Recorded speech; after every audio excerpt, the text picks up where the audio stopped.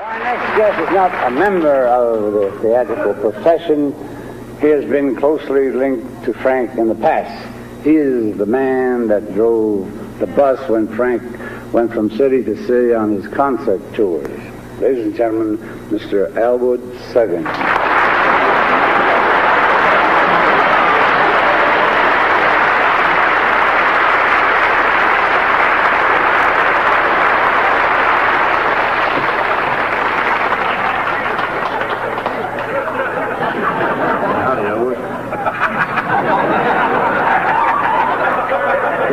It's been so long.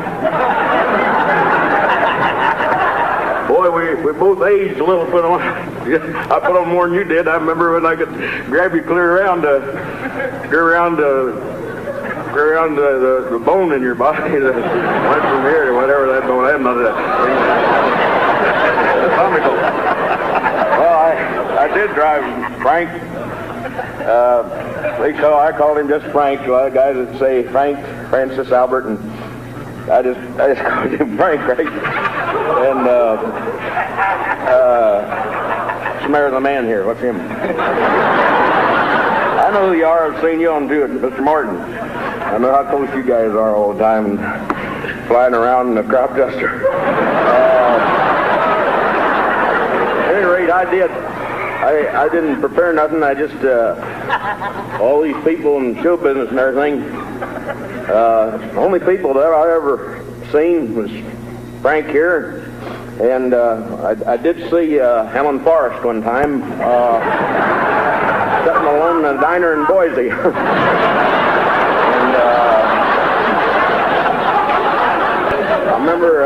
I remember Tommy and Jimmy Dorsey always called them Mr. D and Mr. D, and Frank called them things, boy, and I and everything. He gave them salutes I've never seen. In those days, I was just driving him and instruments, and we had over 75 horns packed in the back. I've seen Frank with his face up to the window like this, with all kinds of saxes crowding him, and he'd have a little booze, and I'd have something my brother made. And he's Catholic, as you know, and I'm non-denominational.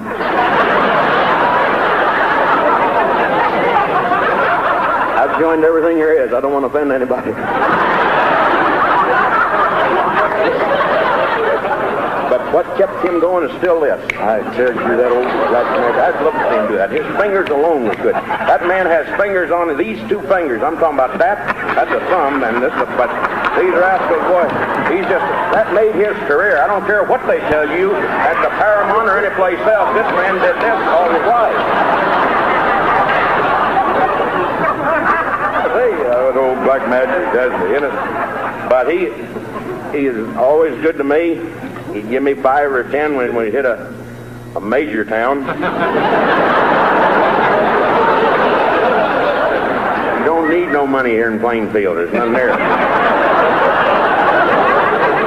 He fixed me up with girls. One girl didn't have but one good eye. The other one was shriveled. And but boy, he said, look at the rest of the machinery.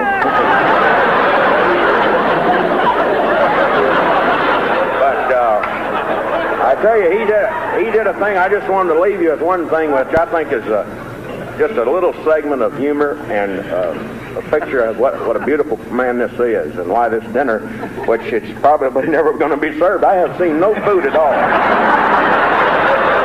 have seen no food. I haven't seen salad. Usually you just get something. I guess it's all they're going to hit us real quick. That'll be the time to do it, Frank, is then. Yeah, right now. But what we did, this is the last thing I want to say, and then I'll get off. Frank, I love you. The boots you got on there clear up to here, and he's got a knife in one there on the right. I'm just as scared, Frank, and I drive Route 55. I've got a military boy K-bar on me. I got a guy the other day, boy, just stuck him against a sheet of aluminum. I'm not proud of that, but I had to.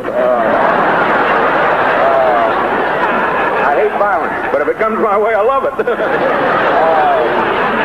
That's the reason I've never joined any one religion. I just feel I never would have killed a man or grabbed him and kissed him.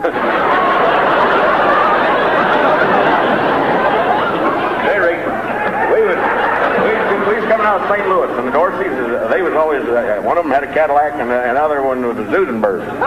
And they had chauffeurs. They'd change off all denominations. And Frank and me was in the instrument bus, all the instruments in there. And Frank had purchased a dog. He was the only time I'd ever seen him really bombed and really just where he was out of it completely. And he was using his hands a lot like this, hadn't closed his fingers. And he said, "I got a little dog here." And he put out a paper bag. It was a black and white dog. Had a little spot up here, and his tail was black, and the rest of it was white. And he said, "Let's put the dog on the hood instead of that regular thing." So we pulled off route. This is Route 59, I believe it was. A lot of times we'd get off the road and just stay off the road for. People going by anyway, you know, the brothers would go by first, and there'd be enough snow on you, you couldn't see for an hour. Musicians would be just walking down the highway like this, boy, they were the strangest people I ever knew in my life. Frank was all right, he knew where he was all the time. The guys, I've seen 37 of them stand up one time at a major benefit, and there was no instruments in their hands, you know. People were like this, why? And Frank was that old black magic. Go with it because he was paid to do a thing. But this dog was up on the hood, and it would come back and forth on the hood.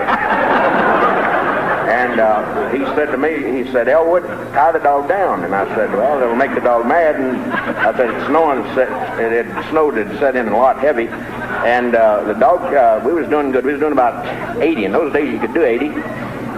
And we just had all money out the windows, and guys would grab it in motorcycles and go on basket. Frank had a lot of jewelry, too, a lot of times in his hands. He just give him some quick ice, you know, in his hair.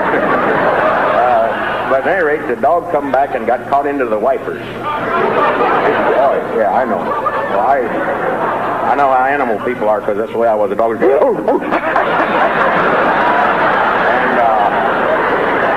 We went on into Boise that night. That dog is still going. You know, thank God that Frank and I just let that happen because it kept the dog from freezing to death. Of all the things that Frank does for people, he does a lot for animals because that's always eating him alive about that dog. He put the dog back into the bag. It was just as hard man as a carpet. God love you, Frank. Old Blue Eyes is back again. I hope them Blue Eyes is always back. I wish I had something to give you. I had something, but I was rolled, and